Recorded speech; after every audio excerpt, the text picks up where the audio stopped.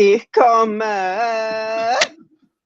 Whoa, welcome back after the first huge Super Saturday, you guys. It is the Eurovision fam team. This is Short KKC, aka Jordan, and I'm here with Lili Loves and our special guest. Would you like to introduce yourself? Hi, I'm Brooke Gilbert.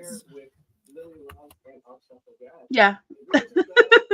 Brooke is okay. Yeah, Brooke is from our editorial team on Eurovision fam, and we brought her in because she is kind of like our Sanremo numbers expert, kind of hanging out in the Sanremo numbers not minds. Ooh, that was weird to say.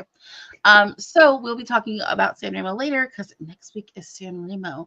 But first, we got to get through the results from this week, and this week was crazy.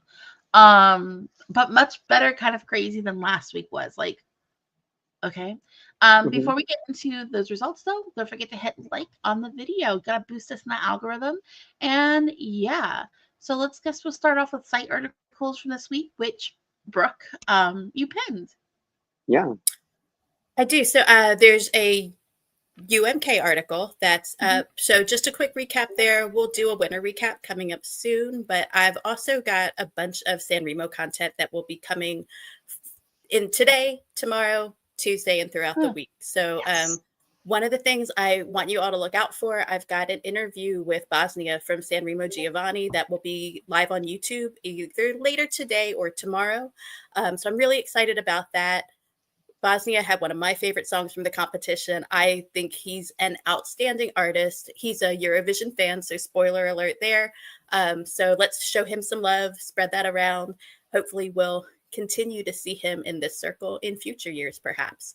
Other things to look forward to. I have been working on rescoring the press clippings. So the past 3 weeks since the press notes on the different Sanremo songs have been out, I've been doing math. So this is why it's been taking me forever, because I'm like, there's ratios, there's fractions. I think it's algebra. I don't remember. But I've just redone the scores so that they're all on the same scale. Not, to spoil anything, but I'll have that coming out later tonight with just my analysis of where that leaves us with some of kind of just those press hints coming into it. And tomorrow I'm hoping that we'll put out a little lyrical analysis before Tuesday. So the lyrics are out for all of the 29 songs left in the competition. So we can take a look at those and kind of just get a vibe check on what we're getting.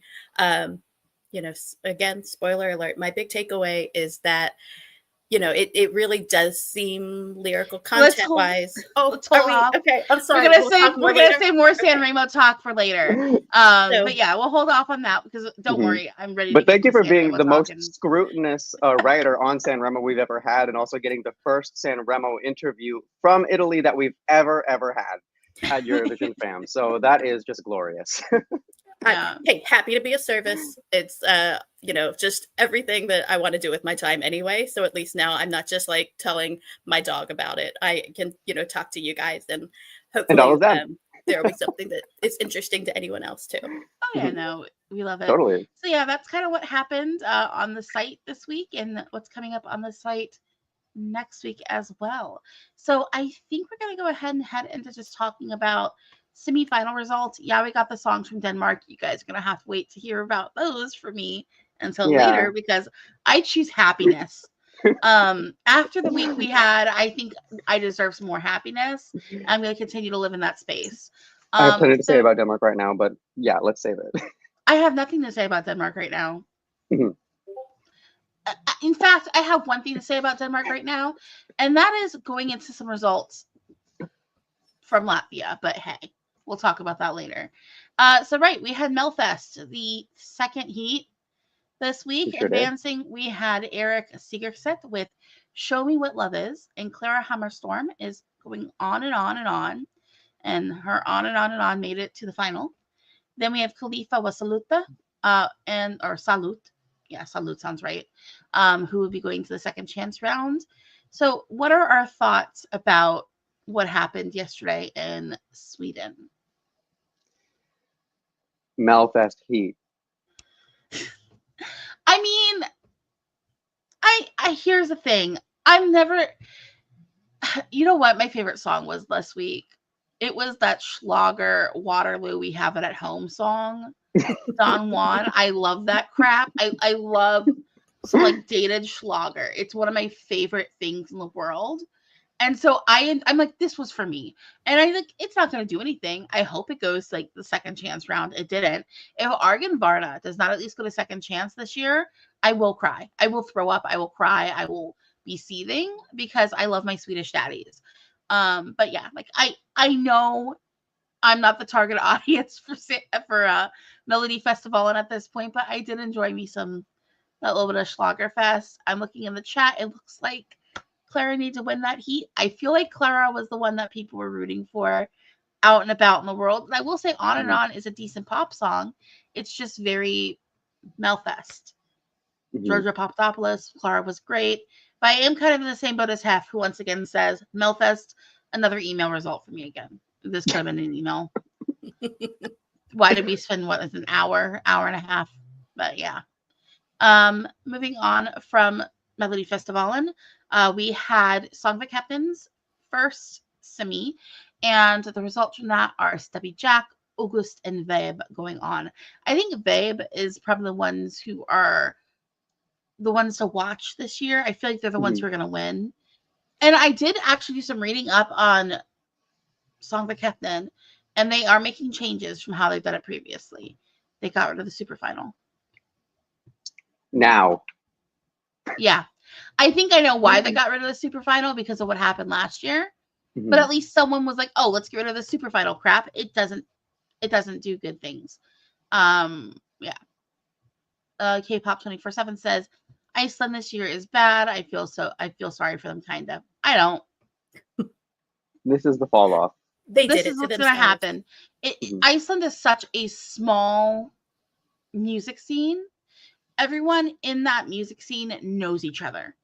So if you have the issue where people don't like what happened because they think something happened that shouldn't have, they're all going to talk to each other, and they all knew each other, and that's just going to hurt you. It's the same issue I have with like when something goes down at Eurovision and artists aren't properly defended. It just makes it so people go, what is my point of coming back? Like, what is the point of wanting to compete in this contest?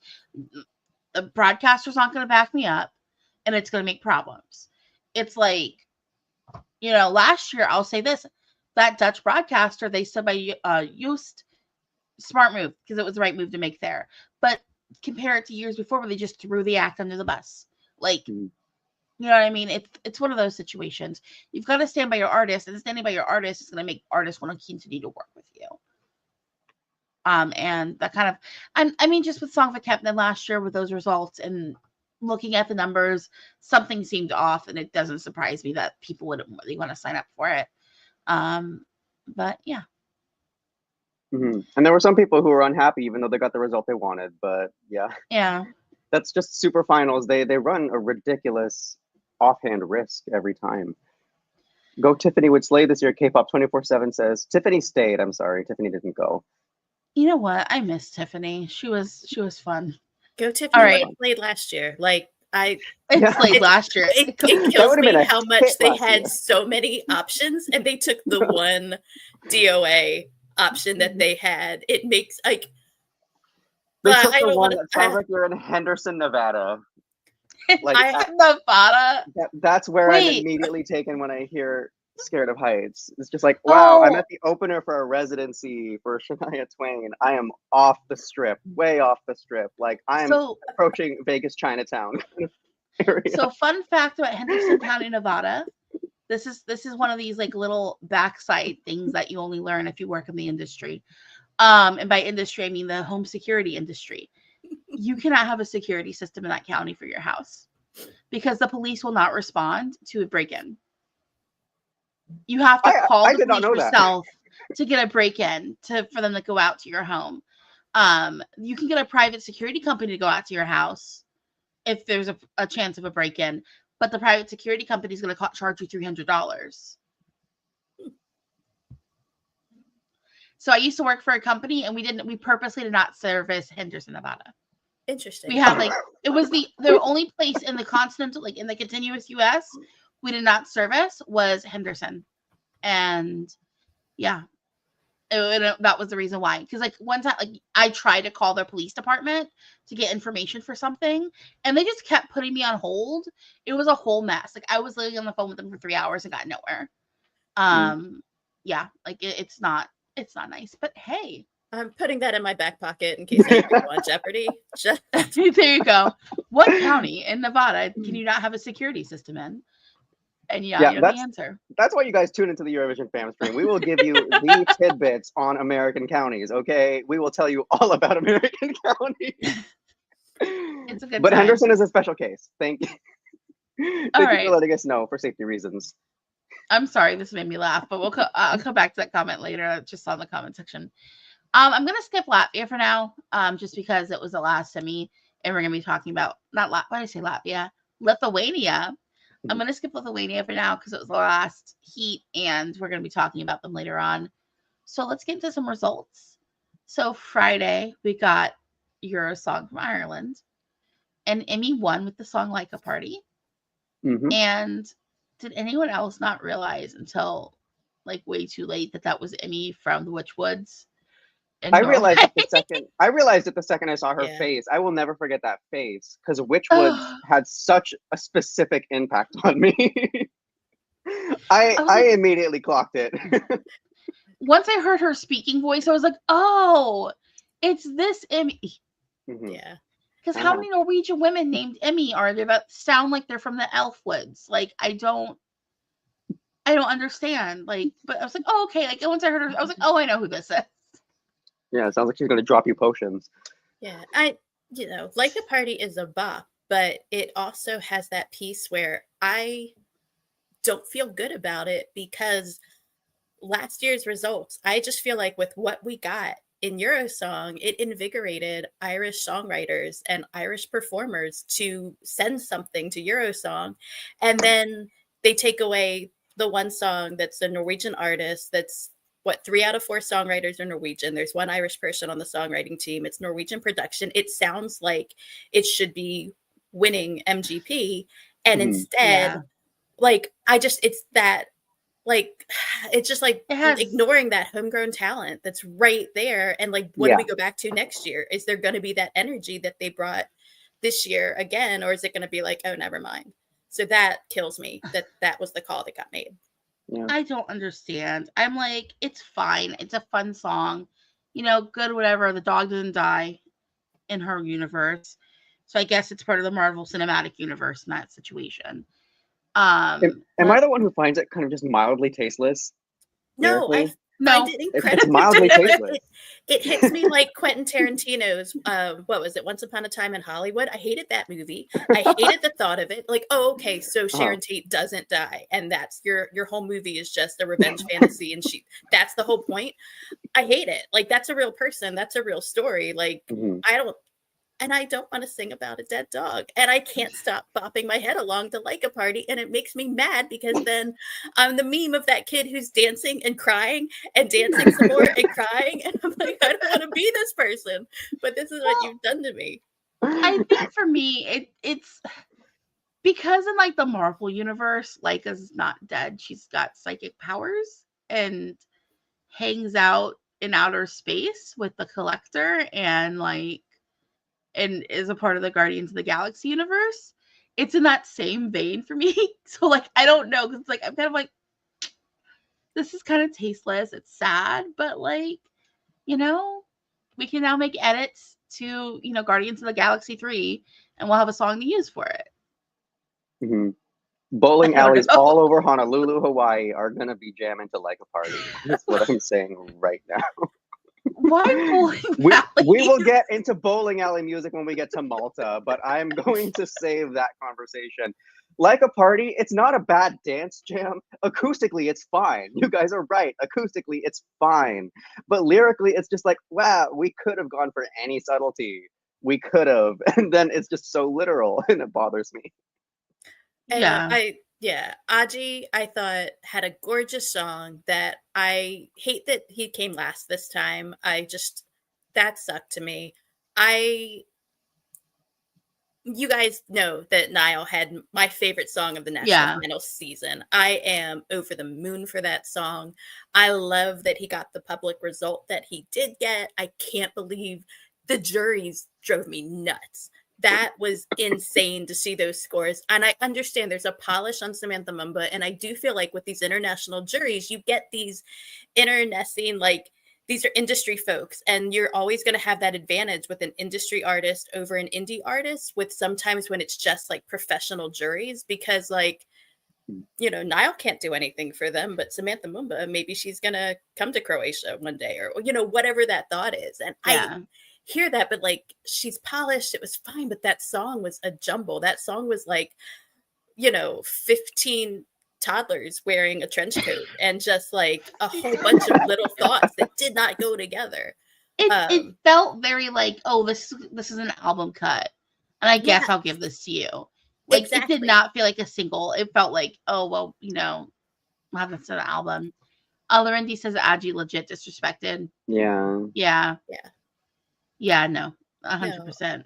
And I do, and Bobby, she was not, like, her voice wasn't great on the day. I don't like the statements I've seen that she put out. You know, it's something that I've talked about elsewhere before. Like, I do some work with folks in like independent writers about how to deal as creatives with corporate situations, right? Like with publicity, like how do you, and it's that piece of like, I don't know. There's part of me, I just want to like put something out there and be like, hey guys, are you an independent artist taking part in your country's national final? Like, here's some things to not do. Like when you don't win, don't blame the country for not liking queer people. Don't blame this, that, or the other thing. Like, understand, like, it's okay to be quiet about this, to take the hurt on personally. Like, there's just some things that I'm a little disappointed in that. And I hope that she's not burning bridges, because that song is fantastic. I think there's room for that to really, you know, her to come back in the future and for her to take what she's gotten from the fans on this. But yeah, there was a little bit of gracelessness in the response, and we see that a few times a national final season. But yeah, that we was do. Disappointing.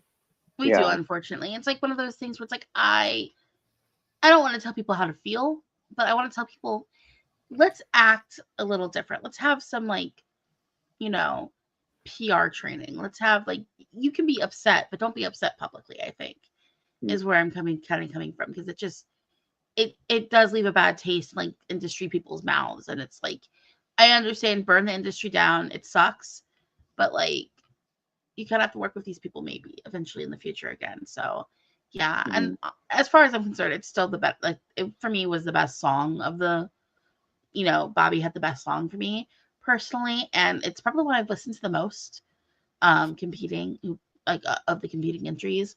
I thought Niall, that staging wasn't there. It was very, but I do enjoy that song in the studio still. So I get why Laika Party won.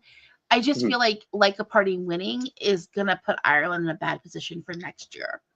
It's one of those things where we're seeing the ramifications of what happened at Song the Captain last year, this year. We're gonna see those ramifications of what's happening with Eurosong this year, next year as well. And it's like, I don't like that. So yeah. Oh, Ireland. Anyways. Welcome back, Ireland. Welcome back. Oh, man. It just feels weird because last year we were so excited. And also, I think Ireland did still have a solid selection this year. They had better songs and they had more options available to them than other countries did, who had much bigger selections.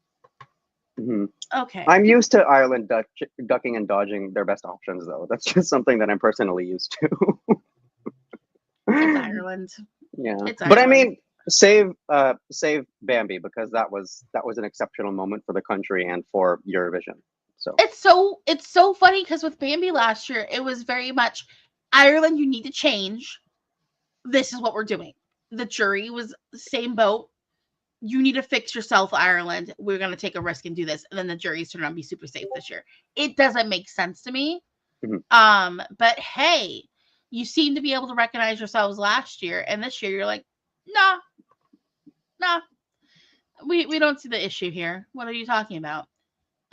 This is a comment I have made.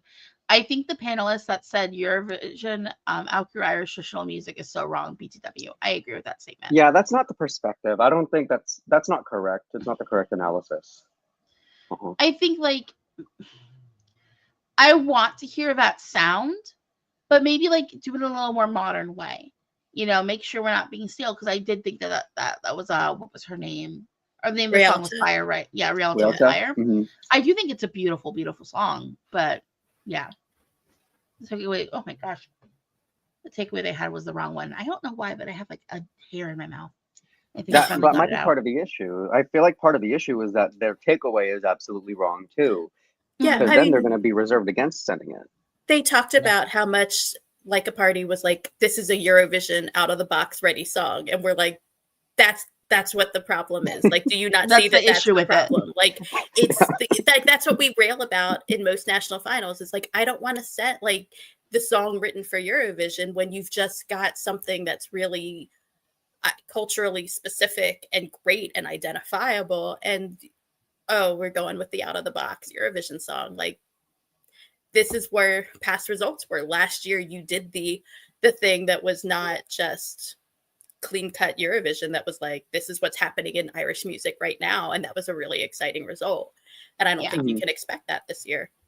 K-pop 24/7, the public won an Emmy, the Irish jury won an Emmy, end of story. Yeah, that's true, that's what they wanted, but sometimes they can be wrong.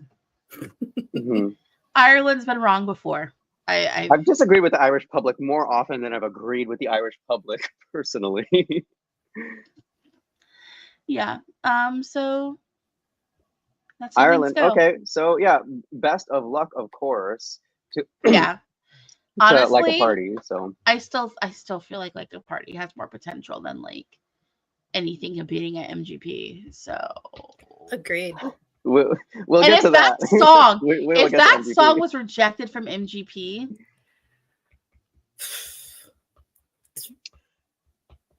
that's all I'm going to say about that right now. Yeah. So let's go ahead. Let's move on to some other results. I'm going to go with this one, even though it's probably the most exciting result of the weekend for me. Other people are going to be more excited for other things.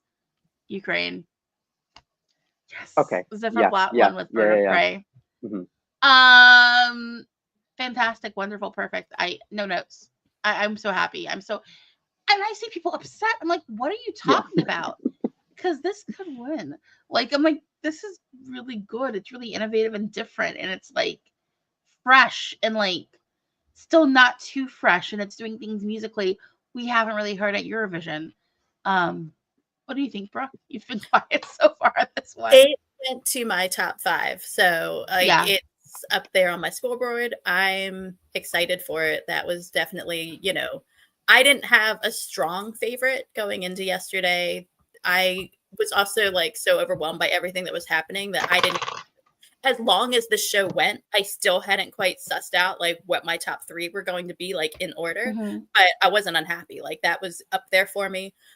So no notes. Like, I think that that's actually a good choice. I'm really excited to see, Ukraine always does this magic trick with staging. And so I'm so excited to see what we're going to get. Oh yeah. Like, like 1,000%. Like, I'm happy. And I'm seeing like people kind of like making comments here. Like, this one from Lauren D. Once Masha and Finka underperformed and got their critique from the jury, I knew that they were oh my gosh. I knew they are going for ESC since, what is that? Got massive support. Maybe it's supposed to be got massive support in Ukraine. Is maybe what that's supposed to be? Got. Okay, yeah. Wendy corrected themselves and said got. No, that's like it's gonna get good support because it's a good song. I think maybe people are like, oh, we should do Finka or Masha because they want to do a girly pop number. Not this year, Ukraine. Not this year, girl. Not this year. Not this year. And this one from Hef. People saying Ukraine would not qualify need to be serious, actually. Okay, my theory really quick about Ziferblat is this is going to be kind of like a Portuguese trajectory. People are going to be sleeping. We're spending more time with the song, and it's just going to grow warmer and warmer to a point when we're actually at the show and folks enjoy it. And it's like, I understand. Because Ukraine pulls that off. I have a feeling it's going to be kind of Portuguesey, the way that the approach with Birds of Prey is going to head into this spring. That's my opinion. I'm sorry. I just saw a comment from Mark on here and I'm upset. Like, I'm going to have a conversation with people on the internet here in a second. Mark, the fact that Bird of Prey is second to last on the scoreboard is insane to me. How can they say this is worse than Spain, Ireland, Luxembourg? It's unbelievable. Time. I think the Euro gays need to check themselves because clearly they are wrecking themselves at this point. Because in what universe is the second worst song of the year? In what place where we can in what delusional space? Where's Augusto talking about men over 40 who are bald? Because that's what that's giving. That's giving you don't deserve a hairline. Like, I will say I find that like the immediate next day scoreboard isn't always, a good reflection. Like, let's give it a couple days, let people have a chance to like really think about it, update their scorecards. Because I haven't even finished. I did mine after Finland and Ukraine. I haven't done the rest of my scoreboard. Like, we've got that is true. Hopefully it'll sort itself out. That's very, very true. I'm just saying, again, like, what are we doing here? What's the purpose of this bad taste? Yeah, why are we having it? We've adopted kind of like the Spanish Eurofan mentality almost, where it's just, I want this singular kind of thing from this country because it's what I've envisioned. And if a man band is there with a message, then it kind of detracts from the feeling that I was expecting to get. It's like a level of expectation attributed specifically to like diva type performances that I don't know. It can get nauseating if you saturate it too much. And Eurovision is very easy to saturate that kind of sound. So massage it out. Let Ziferblat do what they're gonna do, because I have a feeling we're all gonna end up enjoying it by the time it's in the final. They're not non-qualified. They're qualified. I'm ready for this to win Eurovision. I'm not gonna make it any. At this point, it's my favorite song of the year. I'm not gonna sit here and pretend it's not. All right. It's been a very bland year with a lot of bland stuff and bland results. I know people were having some meltdowns on the internet. Last week I had a little bit of a meltdown on the internet last week. But like, that's a bad decision. It's like, oh, finally some color, something nice. And let's go ahead and let's talk about, I guess we'll talk about Supernova now. Unless anyone have anything else they wanted to say about what happened at Vidbir before we move on. Oh, that was my closing thought. Also, Jamala, that song compilation. Okay, yeah, let's talk about for a second. Oh my God. Yeah. I was at work, so I was being naughty. I went on my break right before the national final started because we're not allowed to have phones at work. So I kind of like put my headphone in, put my phone in my locker, and like I just so happened to be able to hear like I could hear it. I was listening to it. I didn't see what was going on. I was being a good girl. My phone was away and put away, but I could hear it because I have like Bluetooth headphones. I could just like, my phone was 20 plus feet away from me the whole time, but I was just able to listen in, and Divine experience. That's my last comment on Vidbir. Yeah, perfect, wonderful, we love it. Never change. Vidbir is so good. Like, it's so good. Okay, let me see. I'm thinking let's go on and talk about Supernova. We'll say the other two, because the other two results are what people are the most excited for. So we're gonna go ahead and just talk about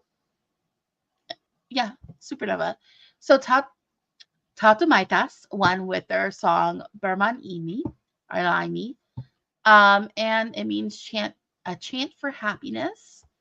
How do we feel about these wood nymphs making it through?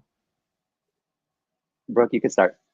No, I think this is a beautiful choice. I'm really interested. Like, this is something that I know is going to keep growing on me as the season goes. And I yes, there were other songs that I think there was a lot more hype for, a lot more of the instant. And that's something that I think is worth talking about, right? What is going to have the instant 3-minute impact, right? So there are more songs that people, I think, gravitated to immediately. But I think with the staging and the live audience who isn't listening to these songs in studio cuts ahead of time, like there's a, having the response to what they did, that's only going to get more polished and be more exciting once we get to the main stage. So I don't know, there's something to me like, just give me a group of women just like harmonizing and being lovely, and I'm going to just have a hard time not being enchanted and wanting to see that do well. So I think that'll keep growing on me, and I think it could be impactful when we get to May. Well, I'll do this. When I was listening to the playlist, I think this was like the second or third song when I listened to it. I was like, oh, Latvia has a great select. Like the first couple of songs, like, whatever. And then I heard it's like, oh, this is excellent. And then I just heard other stuff later on that I liked more. I never disliked this one. And I've been wanting to see, this group go to Supernova and eventually Eurovision since like 2020. Like I've known about them since the collab with Aminata. And I was like, oh, this is interesting and different. I would love to see Latvia send something like this to Eurovision. And like when we used to have Eurovision Choir of the Year, Latvia was like a powerhouse. And this is the sort of sound they were bringing to that competition as well. And it's like, I like this. I think it's nice. And I think the staging is gorgeous. They probably have the best overall package for me with a combination of song and stage. My only complaint is I want to get these girls in headsets. I do not want to see you holding the microphone as you are playing around in your magical waterfall world. Like, that's my biggest issue with it. Exactly. Yeah. And you should be able to have your hands free.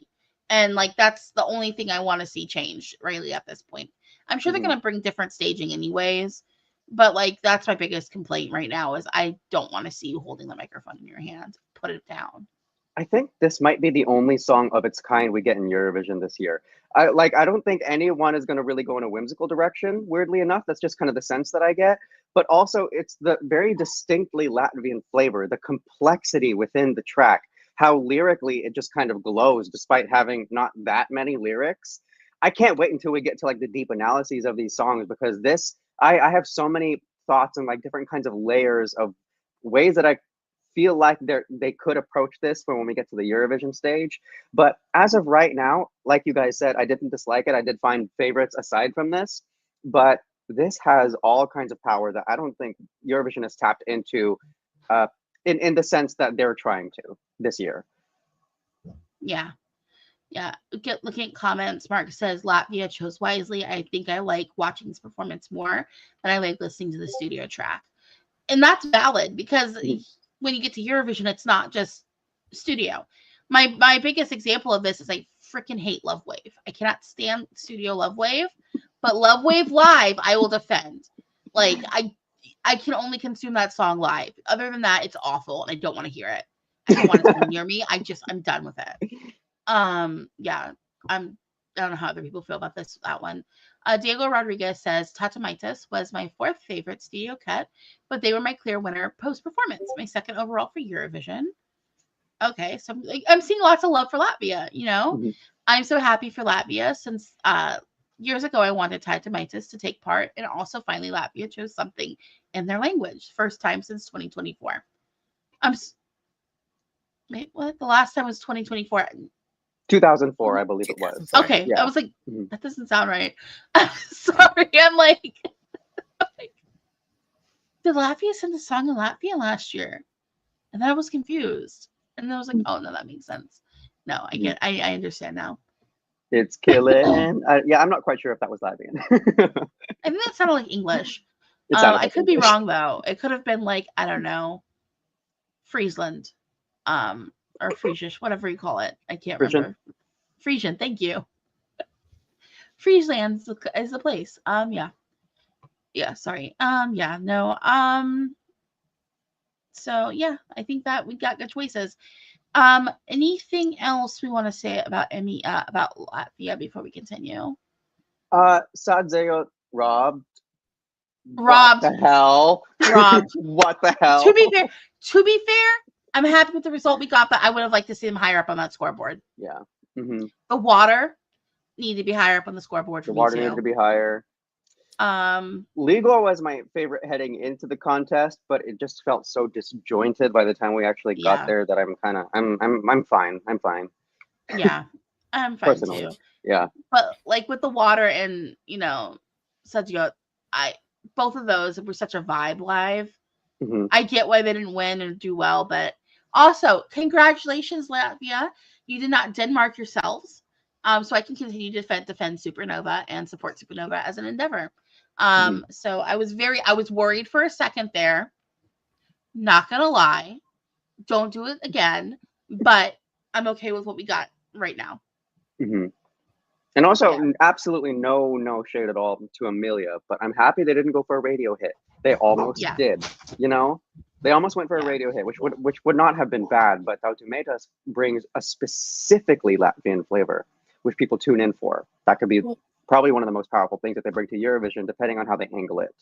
And I like what Mark says in the chat, that it's gonna be a pop heavy year, like 21. So like having alternative out of the box stuff is gonna maybe do a little better. And I think that's right on. Like we see that, like who's sending something different, because it stands out, and you get vote split amongst the stuff that's all of the same genre, that's appealing to the same crowd, and then you get everybody who's like, oh god, thank god there's one ballot, let me vote for that, or there's one this or that. Like I think that's you. Very that's true. What I'm the ballot voter. I'm the ballot girly. Yeah. I have says Heartbeat is guilty pleasure, but it wasn't for Eurovision. I think that's what it is. Because it's a pleasant song in studio. It just doesn't feel like a competitive song. And like that's a problem I have as well. I think that may be my issue with Tepat and The Water as well, to a certain extent. Well, I absolutely adore those songs. They don't feel competitive, do they? They just feel like, wonderful, gorgeous songs. If that makes sense. But let's stop dwelling in the past. Let's look forward to the future. Thank you, Latvia. Don't change, Latvia. Don't change. Don't change. Also, actually do change for one thing. Latvia, I want 2 semis next year, please and thank you. Because doing one semi that's way longer than your final, I'm not into. 2 semis. That's the only thing I want you to change. Other than that, we're good. All right, let's go ahead and let's. Okay. 1 second, guys. I'm going to pop out for a moment. I'll be right back. Okay. Brooke, do you want to pick the next topic? No, I want you to pick the next topic. You want me to pick the next topic? Go for it. Okay. So, dang, I don't want to move on to like the super fun stuff just yet because no, y'all can wait. So let's talk about a show that would be coming up pretty soon, Estonia. I don't feel like I've gotten very much of your opinions on what's happened with Eesti Laul yet, but we've had the songs for a while. We understand to some capacity how these performers, a couple of them perform. I need your thoughts. What are your thoughts? No, my thoughts are I'm waiting for the live show. Like I think I did my initial listen and I didn't rank the songs. I'm just kind of sitting with them. Nothing for me that had grabbed me by the throat where I was like, okay, I'm going to go back to this immediately. So that's where I'm like, all right, I'm going to wait. I'm going to see it live and then I'm going to make my choices here because I think I'm going to need the live performance to help me whittle down. Are you already like locked on to something? Is there something that's really high for you? I am locked onto something, but I do see and sense some levels and versions of power and competitiveness in a couple of the other entries. So what I've locked into isn't necessarily what I want to win for the sake of Estonia's record in Eurovision, but that's a pretty common thing when it comes to Eurofans. It's like there's the song that you want to win personally, and then there's the song that will do that country proud. I'm kind of divided in that regard, but I have been listening to these songs for a while. I've developed a good relationship with them. I do think they have a good chance of qualifying with a handful of these. And I'm sorry, I just saw Elisa on here again, and I just want to say, Elisa, never change, girl. Do everything the same, always, constantly. You are so reliable. But another thing about Eesti Laul, they have never ceased to bring just an air of like cold authenticity. Like it's just raw. Eesti Laul is constantly raw, and they are not scared to add layer upon layer of stuff that people might not understand. It's just they want to be unique. They want to show musically what they got. It doesn't feel songwriter campy. It really never does, even though we get a couple of those songs every now and then. Yeah, I think I'm kind of in the same boat as you when it comes to Estelao. At this, I'm like, send Elisa, please. I know it's already. I feel like this year's Estelao is more or less just a victory lap for Tommy. Just because it's one of those situations where they're gonna be like, yeah, he's kind of like the biggest star we've got. It's make the similar thing that we had with what was the name of that band in UMK that I couldn't stand? Jezebel. Yeah. Rasmus. Yeah, we're looking at another Rasmus situation. I feel like I fear, and yeah, yeah. There's a lot of talent in Estonia, and we're hitting that divide where here's the thing that categorically can do well at Eurovision versus this is the thing that people want to listen to, or at least fans want to listen to. This is always a challenging conversation to have, but it's a frequent one. Not typically with Estonia though. I mean, I don't know, because I'm seeing a comment right now from Hef, and Hef says Kulm and Armageddon are his favorite. Yeah. I love Armageddon to pieces, but I feel like Armageddon's not a competitive song. That's one of the ones that's for me. Like, I loved Minimum Wind when they've competed before, and I still out and thought they should have won then too. But it's like they're just not. They're more vibes based, and like a vibes based situation isn't necessarily what people want to pick up and vote for, even though it's like for me personally, I can't stand Tommy's song. It's like everything I hate about electronic music, and it's like, oh, this is why I hate this genre. This is why this is a genre that took me so long to appreciate because of stuff like this. Like, yeah. It like reeks of 2009 on top of that in just a laziness kind of way, you know? It's giving me like that Papa Americano kind of just, but like, we're watching like a Verizon commercial kind of a sense. Because like, well, Europapa grew on me. And like, you know what I mean? Like, it took a bit for me. And it took a while, but Europapa grew on me. I still can't stand Uno. Uno is just, no, never going to be a song I can stand. And notice how I named two artists that Tommy's worked with. Like, notice how I named the 2 Eurovision acts he's worked with that are like, both provided me with something that I wanted to resist. But yeah. A lesson to learn, maybe? That's what this year has for them? Yeah, I'm just looking here. Estonia has good numbers. That's the thing. If they didn't have Espresso Macchiato, then they would be opened up to a more experimental result, but I prefer an experimental result to one that certainly categorically will do well. It's just less interesting that way. Peter Hodic, Espresso Macchiato. I want to say Martini. Espresso Macchiato will qualify, but I expect a similar result to Feminist last year, maybe even lower. Yeah. Okay. Yeah. I just can't really envision the stage show of it yet, but we have to wait for that. Hef says, low-key getting tired of goofy white male song entries. Sorry, not sorry.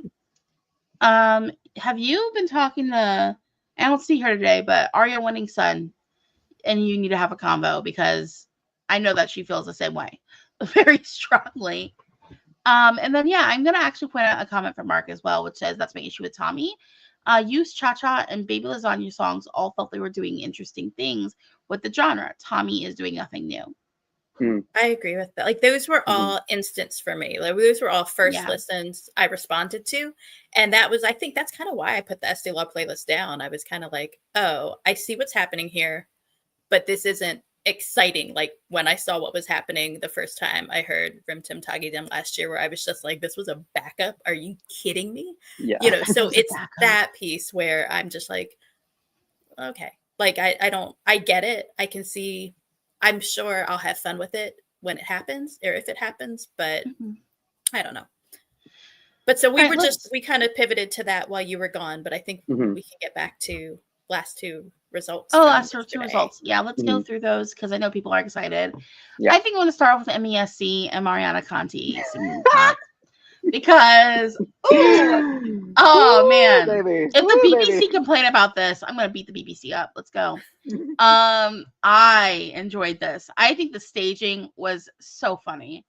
Like it was definitely like a play on the Von Trapp family singers. And fun fact about me, I am a massive Sound of Music fan to the point where I don't think I'm allowed in the country of Austria because it would be a situation. I broke down crying when I realized it was the Von Trapp like reference. I was like, you I got really it immediately. Did not, Mariana. You did not. I immediately was like, oh, I get what she's doing. These are the play clothes. Oh my god! And then like it was so cute though. I loved it. I loved it. Breaking out of the shell of shyness and shelteredness into the life of let's bounce on a bouncy ball and fan ourselves as if we're wanton, whores. Let's go. Yeah, I was into this. I have no notes. Sorry. Like she deserved it. She deserved it. Yeah, Brooke, what do you think? No, I had a lot of fun watching that. I was really excited by it. I thought that I'm excited to see what kind of glow up that gets with staging, because there's a lot of thoughts there. A lot of editing is going to go a long way, but there's also like the instincts are spot on. Like the instincts are there. The budget probably isn't, but I think like being able to do something with that is going to be really exciting. There were other songs that I might have preferred, to go to my playlist. Other songs that even where I'm going like, oh, this would do incredible as well. For me, Kantara, like that's a song, like you guys know, Armenia last year was one of my tops. That's a 10 out of 10 song for me. That same kind of party vibe. With I'm not going to say it. I want to say it, but I'm not going to say it because I have to sing it if I'm going to say the name of the song. But for me, like that, I wanted that to go through just because I want to, like, I know I'm not going to stop listening to it anyway. But I couldn't be mad at Kant. Like it makes me laugh every time. It makes me giggle, like not in a derisive way, but in like a joyful way. I think that there's so much art there. Like there really is there's a perspective that's coming through with that I think is clever and sharp, and I really can't wait to see what it does. First of its kind, I would say. Definitely the first time where it's this demonstrable, the attitude of it, just from the title of the song, 4 letters that are just they bring a sense of upset almost, but it's with just pure fun. It's with confidence, it's with experimental staging, and it is with one of the craziest beat drops I've ever heard in Eurovision. So Mariana, thank you for opening another door into what Eurovision can be, frankly. And I will say this about the song too. My non-Eurovision coworker was like, have you heard that song from Malta? Like in the national final, I was like, what's that Maltese song? I'm like, how do you know about Kant? Like, I'm like, how do you know? To be fair, he is gay and like above 30 and hangs out at the gay bar a lot. But I was like, okay, like I'm like, you know about Kant? Okay. It's like I totally like, I was like, how did this make its way over here already? I guess that's where we're at right now. That's the second time I've had a coworker ask me if I've heard a national final song in my life. And it's always thrown me off when it's happened. The first time it happened, it was a straight guy from Boston asking if I had heard Yodel It. And I was like, how? And this was right after like the live open auditions Romania used to do. So he asked me about this early. And I was just like, yeah, I have heard Yodel. How do you know about Yodel It? Like, it was just like, what? Okay. Wait. Was this before or after the awkward kiss? Like, was this for Eurovision performance? Like, national final? This was before the national final even. So remember how Romania used to do open auditions like Moldova does? Oh my god, yeah. It was that. It was right after that had happened. Wait. How did he get access to that specific, like? I don't know. I would love to know. And like the best thing is, he's one of those guys who's like super conservative. Like problematically conservative. And he asked me if I had heard about Yodel It. It's like it gave you a quest. He also knew about Be Strong too, which was from that same like open audition with the guy who had like his Casio keyboard and like a suit. Like I don't know how to describe. I guess he just had found out about like these memes from Romania and had asked if I knew them. But even then, I mean, there are memes from Romania which are more surface level that you would expect. Like, anyways, Yeah. like, Anyways, yodel it. let's keep going. Have says Heaven Sent is a very good second place, but I'm tired of Malta's Best being a Swedish throwaway or Swedish throwaway. Heaven Sent felt very safe to me, and it's just giving Swedish pop with the Lena Deb for songwriting credit. You got a strike. Heaven Sent. Hey, am I wrong? Someone tell me I'm wrong. I'm waiting to hear I'm wrong from somebody. This is a bowling alley you got a strike song. I haven't been to a bowling alley really since I was a small child. And like when we used to go to the bowling alley, because my grandparents were in a bowling league every Wednesday, I would be in the kids' room watching Sesame Street and they would be bowling. And like it was all oldies music being played. So it was like Motown and like good stuff in our bowling alley. I have Cosmic Bowling like down the block from me, but that's not the only bowling alley. Like this is just bowling culture-ish. I'm like approximate to a couple bowling community spaces, and frequently the music when stuff happens kind of sounds like Heaven Sent. It has that like Swedishy kind of bubblegummy sweetness that you get from like post-Schlager pop, and it's sweet, it's fine, it's nice to listen to, kind of spooky. It's a vibe, but I'm glad Malta went for something that's more risky and divisive as opposed to something that is like post-Schlager pop, which we could get at any point. Christy Spiteri, though, excellent job performing up there. You did very, very well. Yeah. All right. Let's talk about UMK. That's the last one we got to talk about this week. Oh my God. Let's go. She's coming, guys. She's coming. Zikommen. Oh wait, Zikomt. I messed up. I apologize. Zikommen is they're coming. Zikomt is she's coming. What a show. All right, let's God. I enjoyed UMK this year. I really did. Did it feel kind of low-key like a coronation? Yeah, it did. But Ikome. No, I loved this year, and I was so UMK 23 is still like a high watermark for me. It's still I've got 5 songs on my playlist. They don't come off it. I love that show, and I wasn't sure when the songs came out this year if it was going to quite get there for me. I won't take any of these 6 off my playlist. I'll be listening to all of them forever. So we got an incredible show. We had incredible songs. The performances were Goldilocks' performance was fantastic. My heart was so breaking for her that she couldn't sing live. She had so much like fire in her eyes, even in that performance, where you could tell like there was that bit of pain that was coming through in this performance too, where like that anger of like, I've worked so hard and I can't use my voice, like my talent. Like this is, I'm only able to give you 95% of what I've done for you. And I love that. I want her back so bad. I have her stuff is on repeat. Like all of her past albums, like her tracks are like not, she's one of my top artists from January. Like she took off. Like that's why I didn't have time to listen to some of the National Final playlist over and over again, is because I was just spinning Goldilocks on repeat. So that's one that was fantastic. But I thought the staging was incredible for all of them, which was such, last year was such a letdown for me for the live show compared to 23. Compared to the songs this year, they all came with incredible staging for their songs. The vocals were there for almost everybody. I don't want to be mean about it, but like, you know, our girl Nia, I wanted that.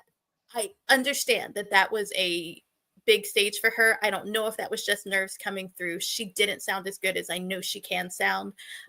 So that's another thing. I want her to regroup, get stronger, be good live, come back again.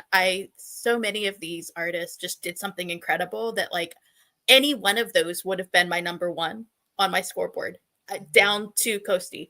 All of them would have jumped to the top of my scoreboard at this point. So but Erika's undeniable. When you got to that performance and that staging, I was really excited that it was just her, that she just owned that spotlight. She wore that song and she climbed that flying microphone and just my God. Oh showered my us God. all, just the golden shower for all of us fans. Like, there was something amazing happening here, and I cannot wait to see what that looks like in Switzerland, because that's something that I'm not going to forget it. I can't wait to watch it again.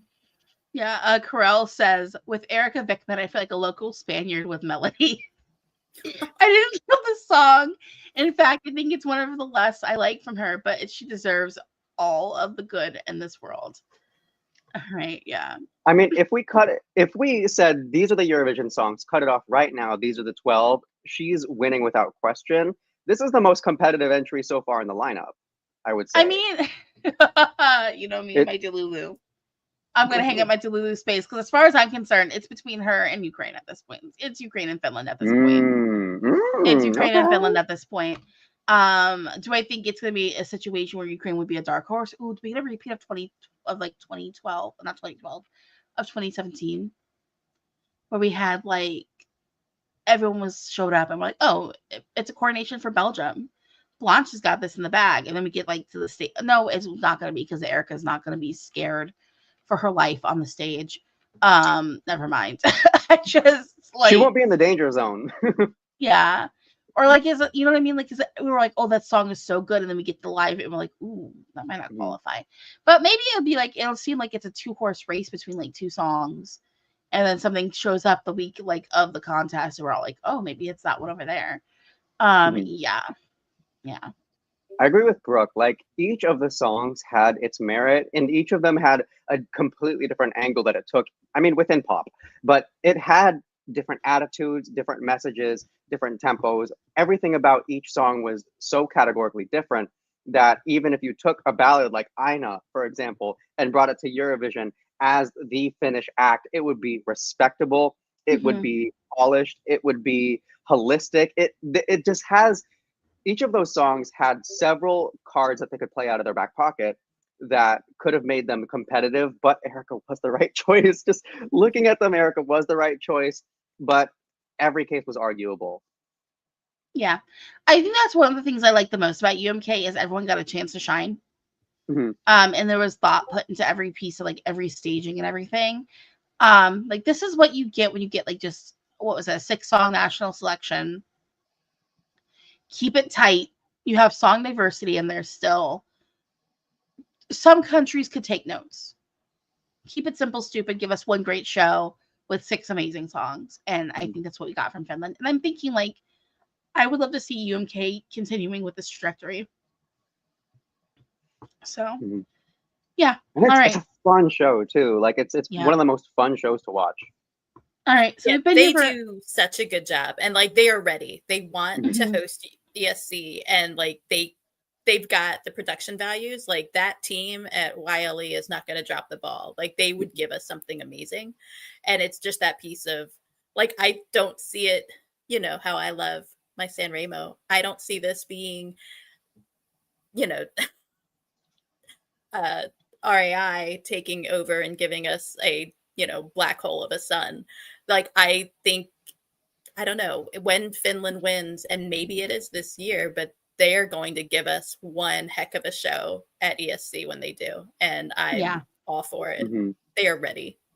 Yeah. They're ready. And I don't think Sweden has a tattoo waiting in the wings. So that's a good news for Finland. I mean, we got the rest of those heats. But Sweden just kind of feels lukewarm in general about Melfest. I am not seeing a ton of excitement about it. I'm just kind of seeing they're trying to get through it because, I mean, there's that one song at the end of the last heat that everyone kind of knows what's probably going to happen. So, and Melfest, it's easier to lean into what's predictable than it is to kind of see what's going to be unexpected. With UMK, there's at least that aspect of kind of unfamiliar territory that you head in when the televotes are being announced. When it comes to Sweden, you don't get that much excitement. Yeah. So, oh, I'm sorry. This is a great point as well for Mark, that Mark says. Also, ESC being Finland on Lordi's anniversary would be really fun. Common song, Hard Rock Hallelujah. Everyone come up. Let's go. I mean, to be fair, there is the version of Hard Rock Hallelujah. Yeah, no, let's do this. Let's bring it. Yeah, I would love to see that. Okay, let's go ahead and talk about stuff coming up this week because we've been here for about an hour. So, let's kick it off with Poland since you guys already talked about Este Lau. Are there any songs in Poland we want to bring up? I mean, usually I would say pick two, but I think we should each pick one. Or if like one of ours overlaps, then whatever, we'll just keep it going. Okay, mine's tempo. And so I'm just claiming, I'm staking my flag in that space right now. Mine is tempo. Okay, yeah. Okay. Honestly, I get it. Because I think that was the first one I listened to. I was like, oh, Poland, you've got an option. Hell yeah. Oh, side note with Poland, Sarah James was originally supposed to be in the lineup, but withdrew because of the announcement. And I was like, with what? Tiny Heart. With Tiny Heart. And I love that song. It's so good. I like Sarah James' discography outside of the Eurovision catalog. So good. Girl, come back, please. Poland needs you. Good. I need you. Yeah. She's so good. I mean, yeah, like that was just a side note. But yeah, so no, I agree with tempo. I think tempo is just like, I love the way it switches things up. And it's like, it's not like just straightforward and obvious, like where it's going. It's like you start off thinking it's one thing and then it gives you something different. It's very enjoyable track.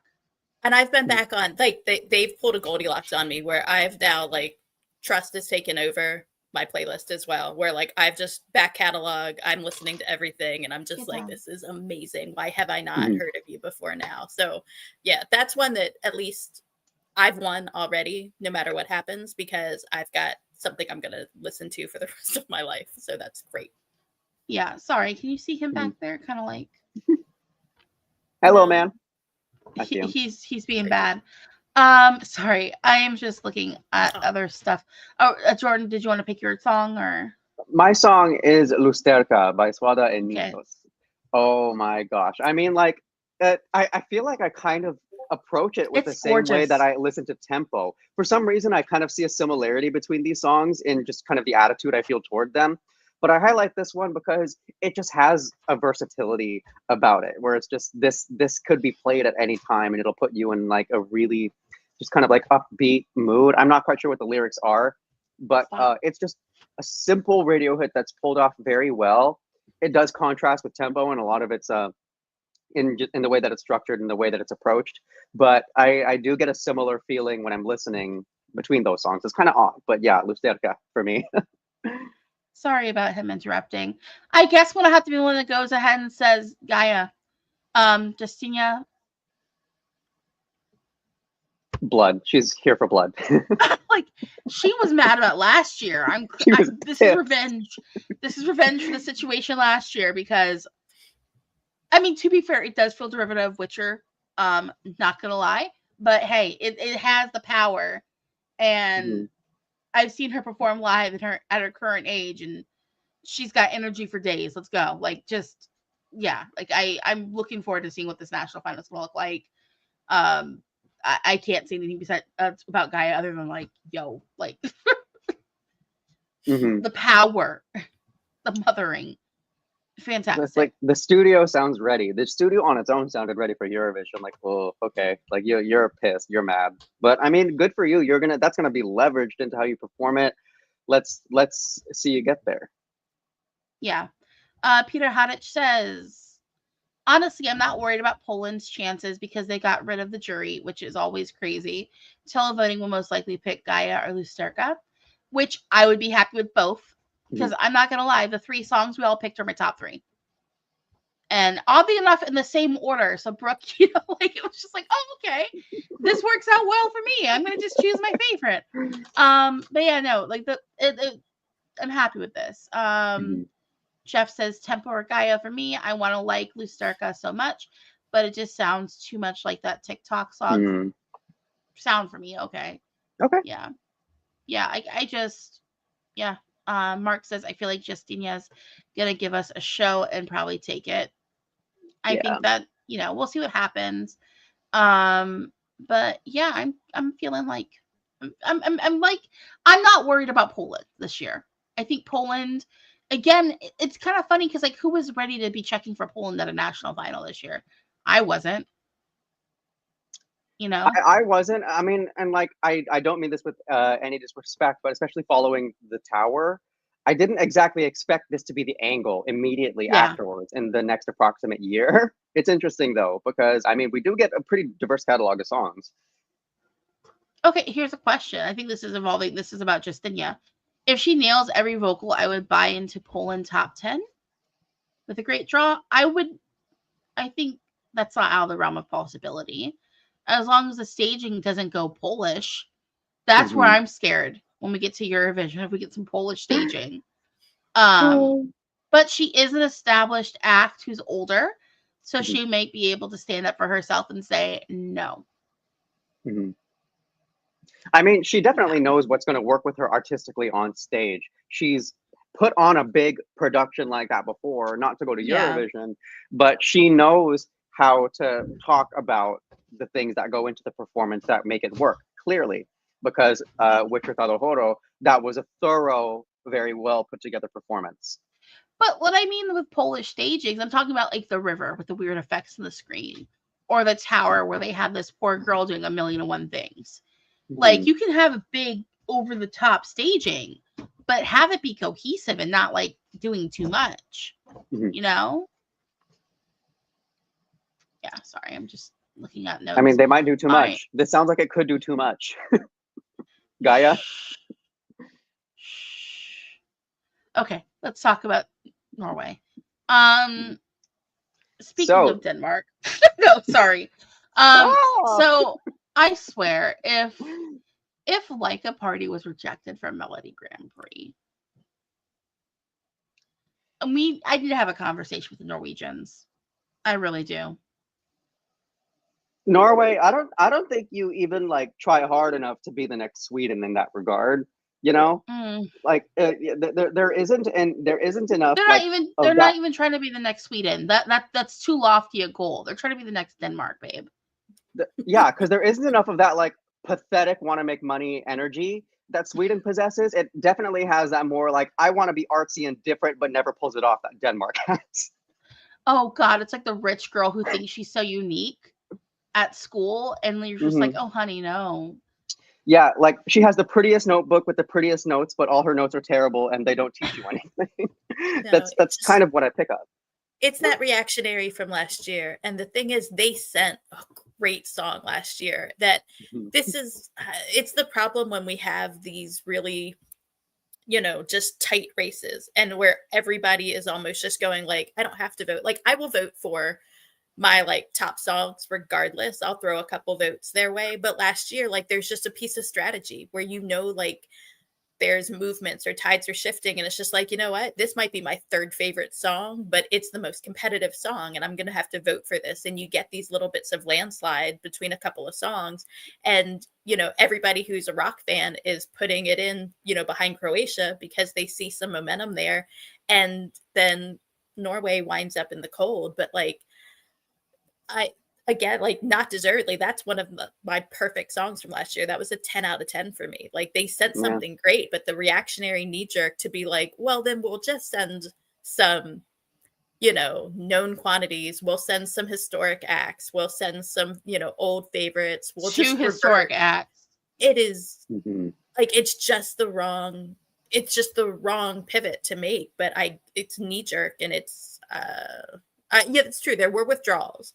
There were those couple of last minutes, you know, with the LA fires and other things. And it's possible that those songs maybe would have been more competitive. But when you see overall what was left, it's like, these aren't. And the fact that Laika Party was possibly rejected, that's where it's just going like the discernment on how they placed these songs or how they decided what acts were going through. Like that is baffling to me. Yeah, the selection committee needs to reassess how they approach this. Otherwise, it's going back into the Norway days of theme park, which I thought we broke out of with Goethe. Because Goethe, that was my winner heading into the contest. Everything about it was just so Norwegian art to me that I had a feeling that MGP would change fundamentally, but it's gone in the opposite direction, and that's really disappointed me. Laura Point Air Alaska 2016, please. Where is Molly Peterson Hammer? Where is she at? Molly, pick up your phone. We need you.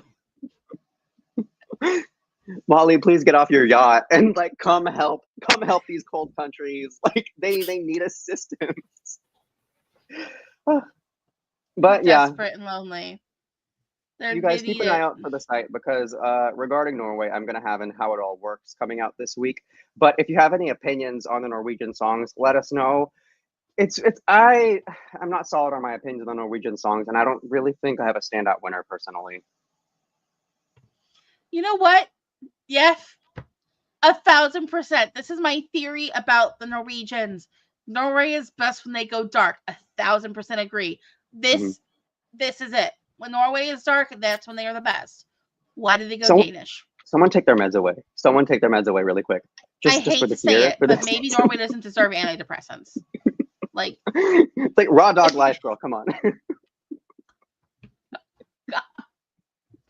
Please take your antidepressants. But Norway. Yeah, take your antidepressants. We're not being serious, you guys. Unless you're the country itself, physically, of Norway. The selection committee of Norway. No. Please. Oh no, I was going by Italian rules, baby. The personification of the nation of Norway. If he was a twink. Don't take your meds. I'm not going to get into Italia. I'm not going to let my power level show. Because if someone's going to clip this and be like, oh no, we can't take anything she says seriously about music. She likes a terrible anime from 20 years ago. Okay. Sorry. Do we have any songs we want to talk about happening in Norway? Or are we all just kind of like... I'll say Vagabond. Vagabond sounds nice. It's comfortable. It's Sondre. But then again, like, is this going to qualify? I'm leaning towards no. And it's my favorite out of all of them. I have a question. What is what is Parasite about? Because to me, it sounds like it's about being friends with your tapeworm. And I don't think that's what it's supposed to be. Come to think of it, now that you've said that, it's okay. Yeah. Mm-mm. I mean, if anything, like it sounds toxic. Like lyrically, it's just toxic. But that's the point. That's the vibe. I don't know. I don't get it. I need to sit with these songs longer and like just charge into them. Because I'm having a hard time, you guys. I'm having a hard time with these songs. I don't know, because like low key, I'm kind of looking at Bobby Socks. Like, just send this. Again, it would just be for me. It's not going to qualify, but I do like some Schlager. I like some like. It's been 40 years for them, you know. The song is called Joyful. Back up there. The song is called Joyful, and it makes me feel happy. So you know what? There's that, but it wouldn't qualify. I don't think any of this would qualify. Let's be honest. No, we are not in a point in time, I think, where Eurovision would send a Schlagery type song to the final. I just don't see that happening in the approximate future. Lorendi, I need to reset a year. No, I need a reset year or two after God to collapse. Yeah. That was straight up disrespectful. The result was absolute disrespect. I did not understand that at all. Lorendi, same with Spain after Blanca. Exactly.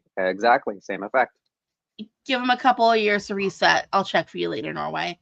Okay. We're not going to talk about Armenia, guys, because those songs dropped literally an hour before stream. Yeah. And I was just like, what? Okay. I started to I'm like, I have too many other things to think about in my head right now. I can't hold space for Armenia.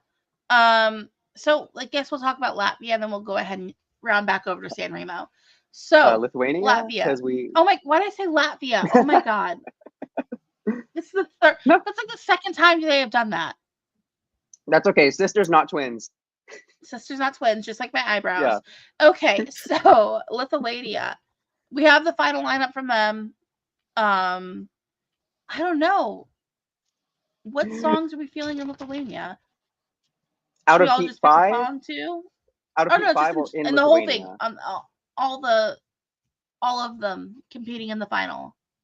Okay, I want to hear your guys's first. I mean, I feel like you love Blue as Spell by Sophie Alley, Jordan. That feels Brooke, like it's up your alley. Brooke, do you have an opinion? I would love to hear what you think.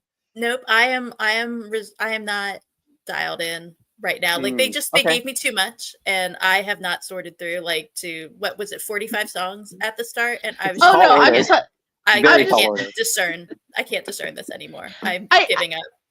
I like Hole by Gabrizi a lot. I think that's a really good one. But no, my favorite is actually Sophie Allen, The Bluest Bell. So if that is your favorite, Jordan, I don't mean to call you out, but I really did enjoy that song. Wow, I'm completely 180 surprised by this, because the fact that that's your favorite song, this is my last place out of the 40 something songs.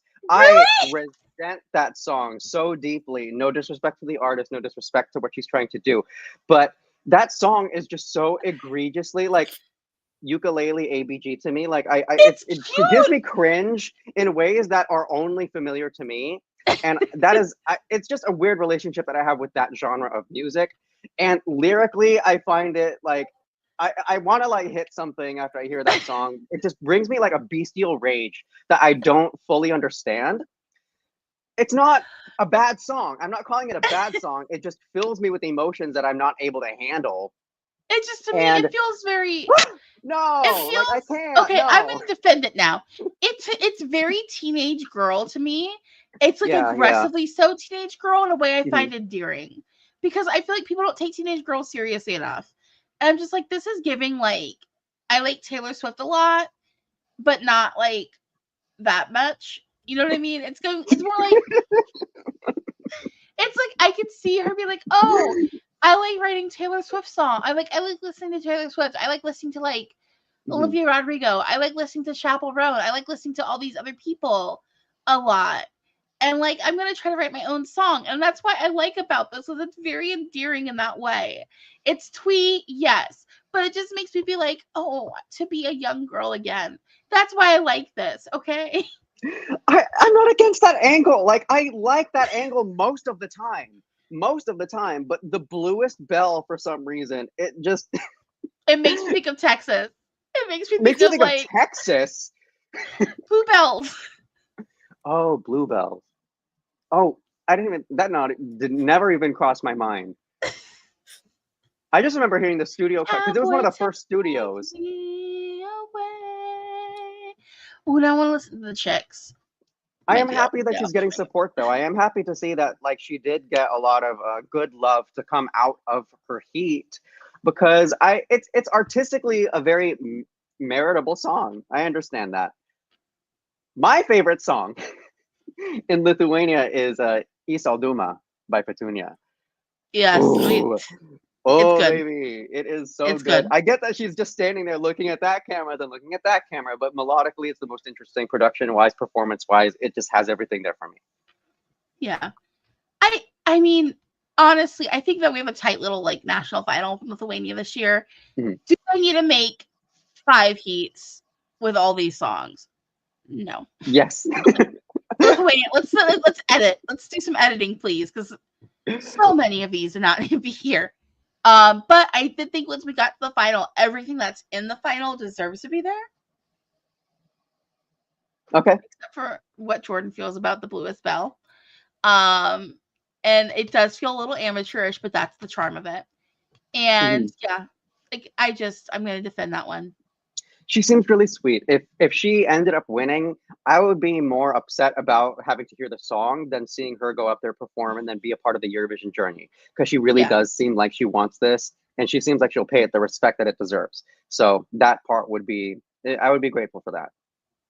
Yeah. But yeah, that's what's happening in Lithuania. Let's talk about Sanremo, because Sanremo, okay. Because we're going to Italy next week, baby. We're going to spend a lot of time in Italy this coming week. Gosh, we are. How many hours is it going to be before it's all said and done? It's a full-time job, basically. I'm sorry, you said 29 acts? 29. And so, yeah, Tuesday. I'm ready. Are you guys, like, I feel I'm stretching now.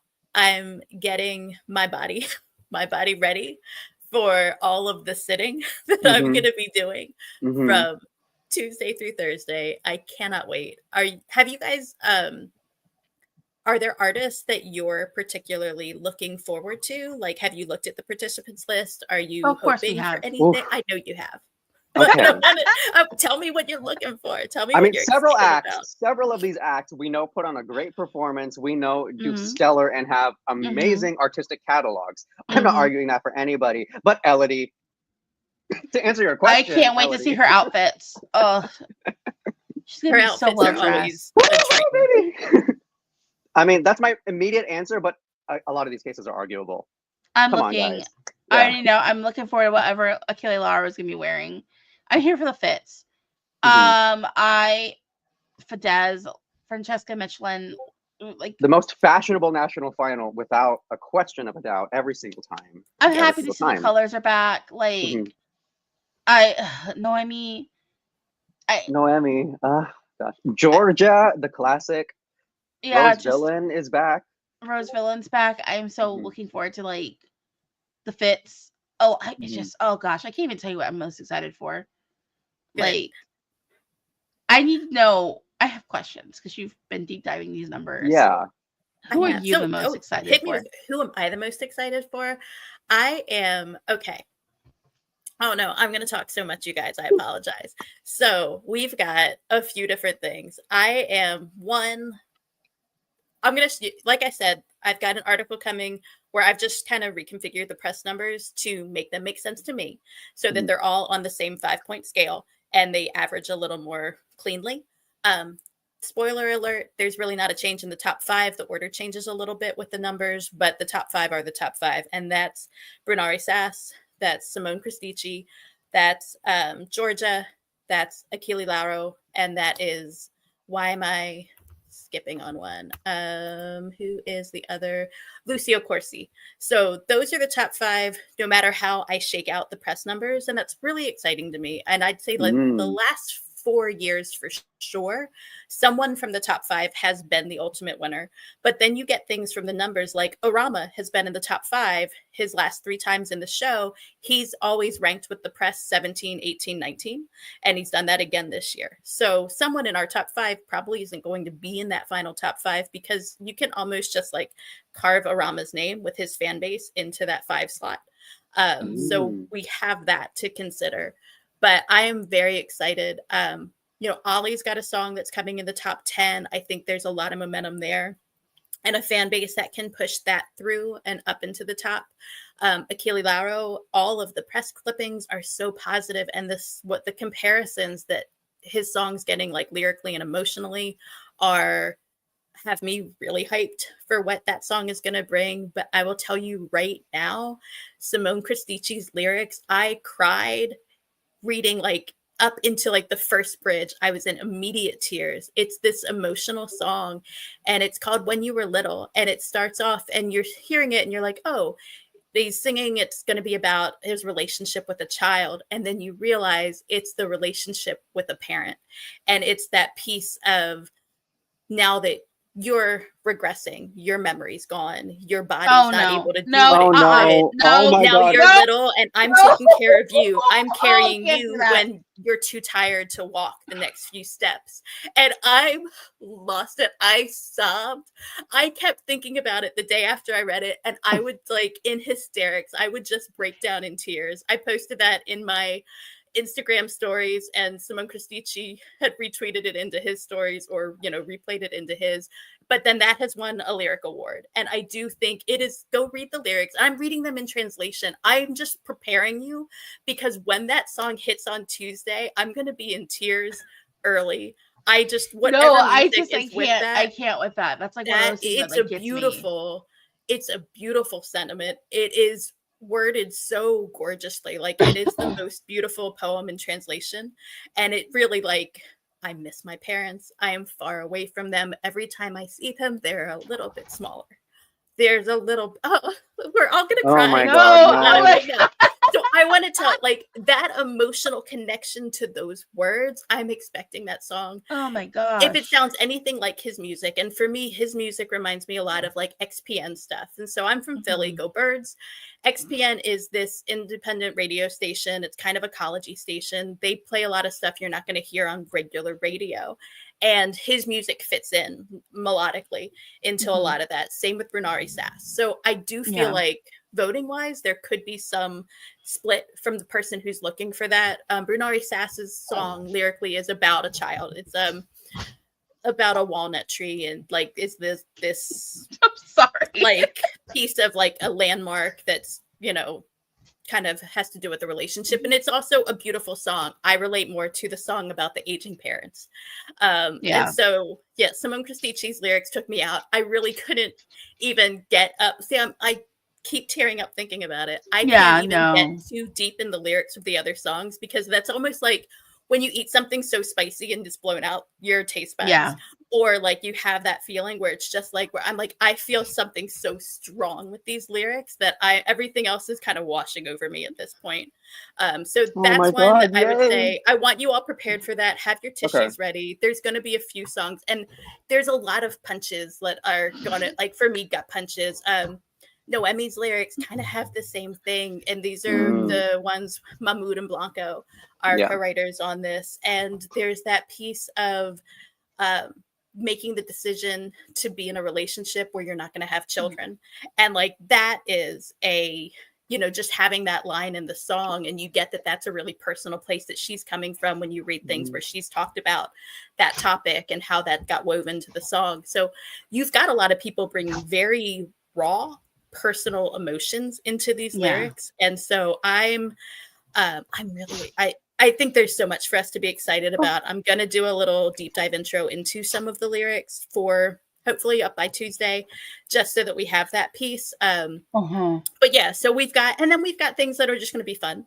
We've got things that are going to just like feed us some pop. But I do think the Carlo Conti era is taking us a little pre-Amadeus. We're getting different topics, we're getting different types of songs, we're getting different, like I don't know that we're going to get as much like full radio just driven hits. You know, I'm sure they'll all do well, but this is going to be, I think, a little bit of a throwback to a little pre-Amadeus, but with some of the refinement and some of the like, it's going to be a mix, but I think there's going to be some throwback elements to it. So I'm curious, and that's just my initial take from lyrics. And I could watch the first show and be like, nothing's changed, everything's fine. But I'm curious, I'm interested. I've got, like I said, press notes. I'm going to do some lyric stuff. I've contemplated live streaming during the show on Tuesday, just because I'm a glutton for pain. I'm going to watch it. I'm going to be talking to my dog and the walls about it. So I do have that piece where I'm kind of like, maybe I just make you all have to like sit through this with me if you're bored. Honestly, if we have a snow day on Tuesday and Wednesday, because we might, hey, 1 second. Yo, not I'm just happy the way, so the way you're discussing the different nuances that the Conti era is bringing. Sad Remo is back. I loved Sad Remo. I still love Sad Remo. And I don't mind that we're kind of diverting away from like the radio pop and stuff, because we know that does very well. We've seen it do very well. We get a lot of it nonetheless. But Sad Remo, I like the layers of just complexity and emotional driven storytelling that it had prior. And oh my God, I already know I'm going to cry, but that's the point. That's why I'm here for Sad Remo. Yeah. So we're all excited. If it works out that way, like maybe we'll do that. Otherwise, it's just going to be, you know, I'll be trying to drop in. So go look for articles, look to see what we're doing here. Keep an eye out for us to go live with the interview I did with Bosnia from Sanremo Giovanni.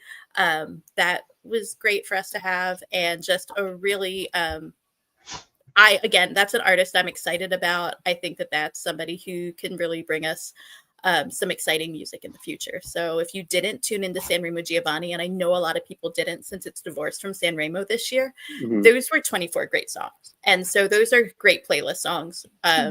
If you were just like, hey, I want to pull up something new, go pull up one of those playlists and enjoy that. I know, Jordan, you did delve into it before the end of the shows, and I know that you had some enjoyment from it too.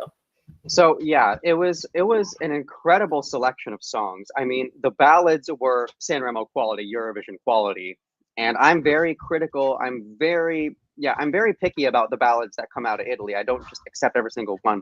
They were very well written. The dance songs were very well written. Bosnia's song was out of this world. it moved in so many directions. It was almost just like electrifying to me. Yeah. Justice for Gremlos, because Flashback needed to be further in. But Yeah. you are absolutely right. Sanremo Giovanni does have the momentum that I want to see in big Sanremo. And yeah, all these kids should be proud, even if they didn't make it. Even the ones that were like eliminated in the first heats, they sounded great. Their artistic vision was great. So yeah, Giovanni, it was there. It was there. Still there. Yeah. Oh no, no, it's a great playlist. I'm just looking at comments of people. It's like, yeah, raw and emotional always wins in the end for me.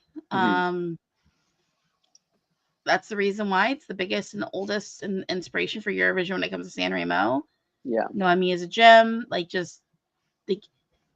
Italy. I'm looking forward to Sanremo this year, and I'm looking forward to crying. And I really do hope that I have a snow day, so I'm gonna have to wear my pajamas on inside out. Yeah. And thank you, Brooke, for doing all of this coverage for Sanremo, because I can't even believe the amount of analysis that we could take on this. But yeah, this has been golden so far. Yeah. I'm happy to do it. Like I said, I'd be like sitting here just like writing in my notebook and just talking about it to myself if I wasn't talking to you about it. So it's definitely better for my sanity to put this out into the world. And, and I'm happy to hear leave comments, come read the articles as they're published.